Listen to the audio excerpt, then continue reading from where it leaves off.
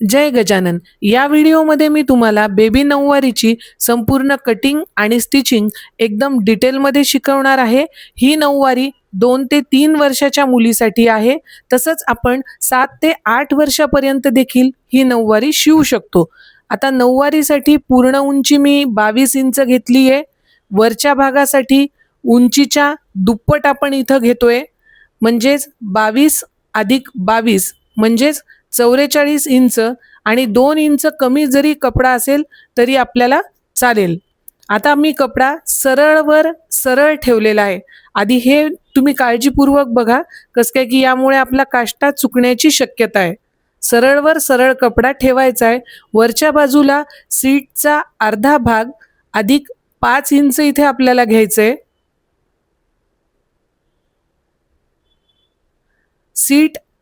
Seat measurement 22 inch आहे। 22 चा अर्धा 11 होतो आणि प्लस मी त्याच्यामध्ये 5 इंच मिळवले।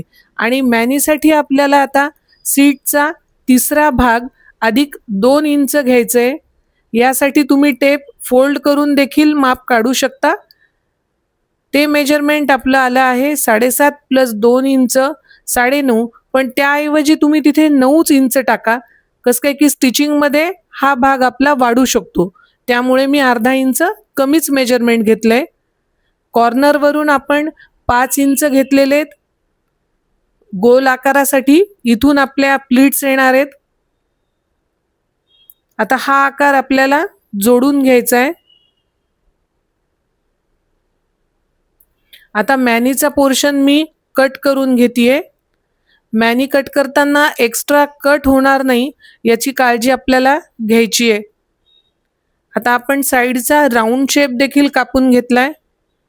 अशा प्रकारे आपली कटिंग रेडी आहे।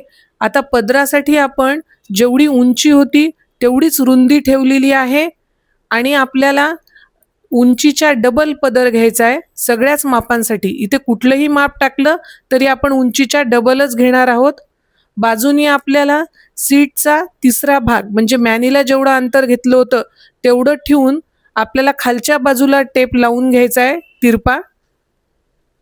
आणि वर जे 9 इंच आहे तो भाग आपला डाव्या खांद्यावर जाणारा पदर आहे आणि खालचा जो एक्स्ट्रा पदर येतो भाग तो आपला सीटकडे जातो। हे आपण लक्षात ठेवायचे। आपला जो तिरपा भाग आलाय आपल्याला वर जो कमरेकडे जाणारा पदर आहे तिथे आपल्याला छोट्या छोट्या अर्धा इंचाच्या प्लीट्स देऊन घ्यायच्या आहेत। आता आपला पदर रेडी झालाय आणि त्याची आपल्याला जी उंची आहे ती 9 इंच पाहिजे मॅनी एवढी।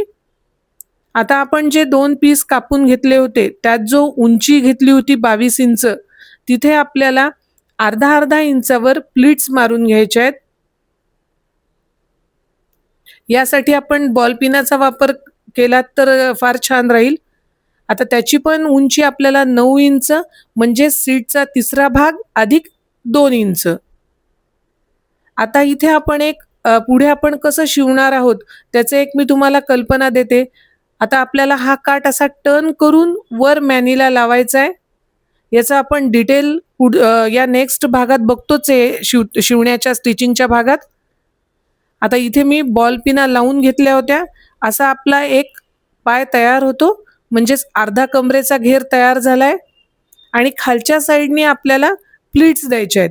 प्लीट्सची रुंदी ही आपल्या काठाच्या रुंदी एवढी घ्यायची आहे आणि प्लीट्स एकदम एकसारख्या आपल्याला तयार करायच्या आहेत।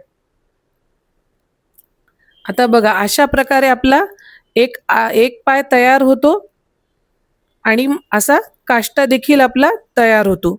आता आपण पदरपासून शिवायला सुरुवात करत आहोत। पदराच्या ज्या आपल्याला वरची बाजू आहे तिथे आपला काठ नाहीये, तर त्यासाठी आपण अर्धा इंच मुडपून घेतली आहे वरची बाजू आणि साडीतला आपण काठ काढून तिथे अटॅच करत आहोत। आता आपण वरच्या बाजूला काठ जोडलाय आणि आता खालच्या साइडला म्हणजे आतल्या साइडला देखील आपल्याला काठ मुडपून शिवून घ्यायचा आहे। काठ मुडपताना एकदम काळजीपूर्वक मुडपायचा आहे, कुठेही घड्या आल्या नाही पाहिजे। त्यामुळे काठ आपला अगदी साडीचाच आहे असा भासेल, म्हणजे वरून लावलाय असं आपला वाटणारच नाही। आता वरच्या बाजूला जो अर्धा इंच एक्स्ट्रा मार्जिन आहे काठाच्या इथे, ती आपल्याला आतमध्ये पूर्ण दुमडून टाकायची आहे आणि एकसारखी छान काठ प्लेन करत आपल्याला पदराला लावून घ्यायचा आहे. आता जिथे आपण बॉल पिना लावून घेतल्या होत्या तिथे आपण आता फायनल टिप मारून घेतोय.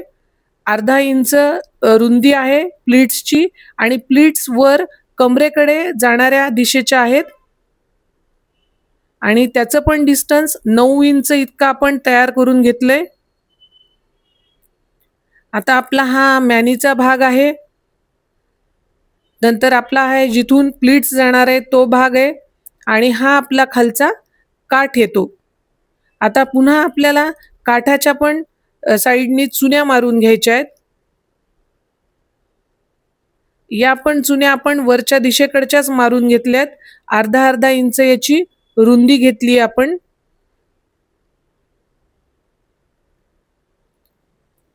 आता मी साडी उलटी करून घेतलेली आहे, ही रॉंग साइड आहे.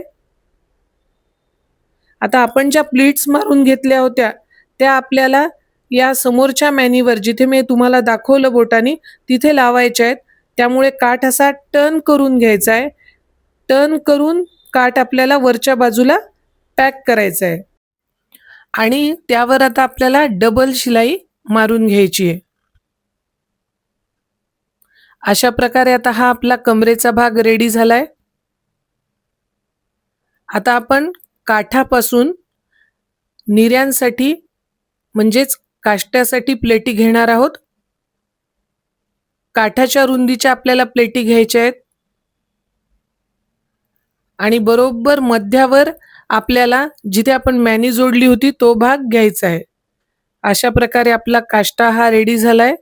याला आता परत एकदा आपण शिवण्यापूर्वी सगळ्या मिऱ्या अरेंज करून घेणार आहोत आणि बरोबर आपल्याला काष्ट्याचा सेंटर पकडायचा आहे. जो आपल्या प्लीट्स दिलेल्या आहे त्याचा सेंटर घ्यायचा आहे आणि बरोबर त्याच्या सेंटरमध्ये हा आपला मॅनीचा जो आकार शिवलाय आपण प्लेटीचा तो बसवायचा आहे, जेणेकरून आपला काठ जो जो आपला काष्टा आहे तो डाव्या आणि उजव्या बाजूला समान दिसेल.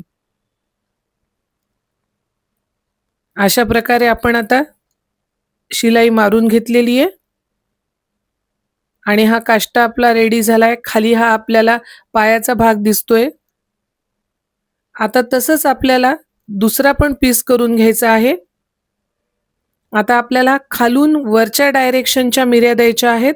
अर्धा अर्धा इंच याची रुंदी द्यायची आहे आणि शिवून हा भाग आपलं जेवढं मॅनी आहे म्हणजेच 9 इंचाचा आपल्याला तयार करून घ्यायचा आहे.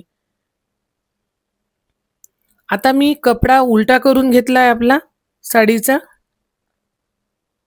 आणि जो प्लीट्सचा भाग तयार केलेला आहे तो आपल्याला या दुसऱ्या कटवर शिवायचा आहे. पहिला कट सोडून द्यायचा आहे.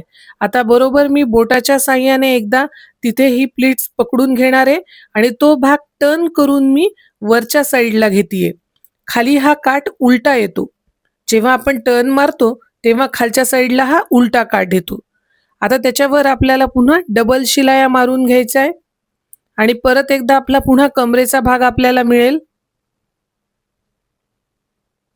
आता आपला जो काठ आहे त्या काठाच्या आपल्याला मिऱ्या घेऊन पुन्हा काष्ट्यासाठी तयार करायचा आहे हा पोर्शन.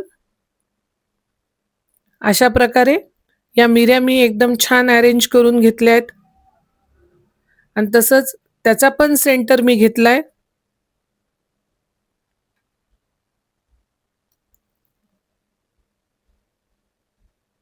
आणि सेंटरवर घेऊन मी त्याच्यावर शिलाई मारून घेतीये जेणेकरून आपल्या मिऱ्या मागे पुढे होऊ नये. आता बघा एकदम सुंदर आपला काष्टा हा तयार झालेला आहे.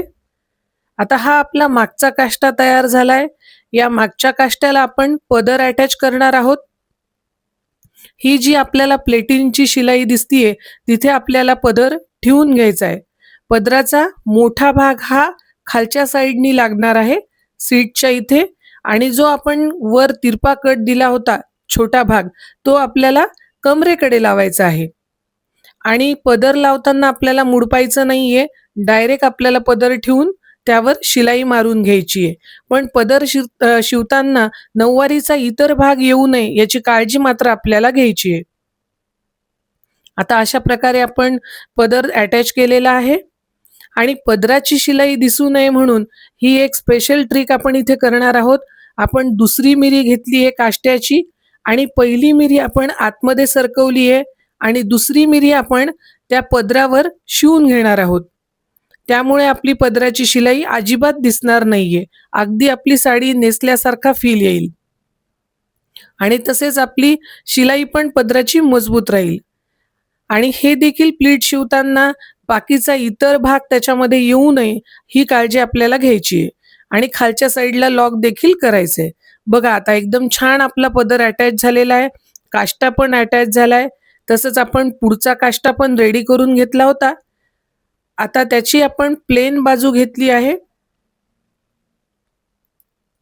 प्रत्येक भागाला एक प्लीट्सची बाजू आहे आणि एक बाजू प्लेन आहे. तर आता आपण प्लेन बाजूला चुन्यांची बाजू लावणार आहोत आणि दुसऱ्या पण चुन्यांच्या बाजूला प्लेन बाजू लावणार आहोत. आता आपण बघा, हा माझ्या हातामध्ये काष्टा आहे. तो काष्टा मी आता समोरच्या प्लेन बाजूला जोडायला सुरुवात करतेय आणि तसंच कंटिन्यू मी पुढे मॅने शिवतीये. आता मी प्लेटी हळूवार बाजूला करून घेतलेल्या आहेत काष्टाच्या आणि तिथून शिवायला सुरुवात केली आहे. परत खालचा कपडा त्यामध्ये येणार नाही याची मी दक्षता घेतेय. तसंच आता काष्ट्याच्या मागे जी शिलाई असते ती शिलाई मी पुन्हा मोकळी करून घेतली आहे आणि कंटिन्यू आपल्याला सरळ अशी याची शिलाई मारून घ्यायची आहे.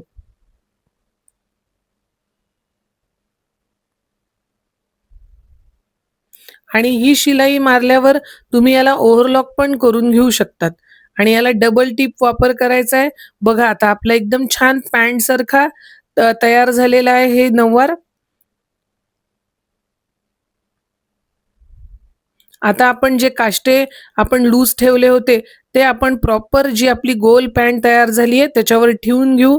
आता आपल्याला नेफ्यासाठी जिथून पदर जातो त्याच्या खाली आपल्याला ओपनिंग साठी आपल्याला जागा करून घ्यायची आहे. पदराच्या खाली ओपनिंग केली तर ती ओपनिंग आपली दिसणार नाही. मी आता कमरेच्या एवढा मोजून घेतलेली आहे पट्टी आणि प्लस 1 इंच आपण शिवण्यासाठी अलाउन्स घेतलेला आहे. आता मी दोन्हीही बाजू फोल्ड करून घेतेय नेफ्याच्या. आता आतमधल्या साईडने आपल्याला नेफा उलटा ठेवून घ्यायचा आहे आणि बरोबर आपण जे अर्धा इंच एक्स्ट्रा ठेवलंय काठाच्या पुढे त्यावर आपल्याला शिलाई देऊन घ्यायची आहे आणि शिलाई एकसारखी आपल्याला द्यायची आहे. कुठेही अंतर कमी किंवा जास्त घ्यायचं नाहीये. आता आपण जेव्हा मागच्या साईडचा नेफा शिवू त्यावेळेला आपल्याला जर कपडा आपला जाड झाला तर तिथे सुई आपली तुटायची शक्यता आहे. त्यामुळे तिथे आपण थोडं काळजीपूर्वक शिवणार आहोत.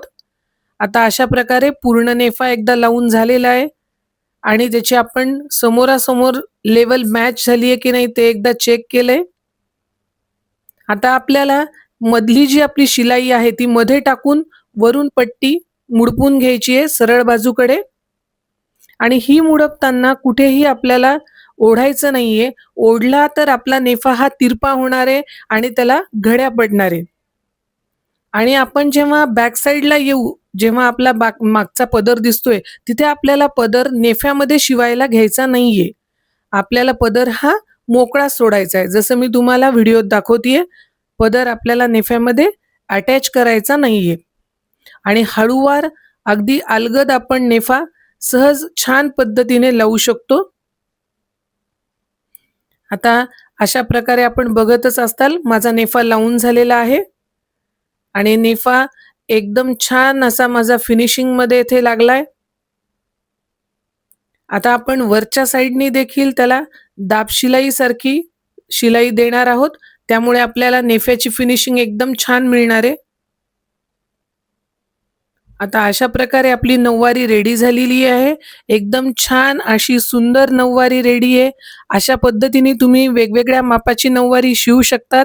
अशाच प्रकारच्या माझ्या व्हिडिओला पाहण्यासाठी माझ्या चॅनलला लाईक करा, शेअर करा आणि सबस्क्राईब करा. धन्यवाद.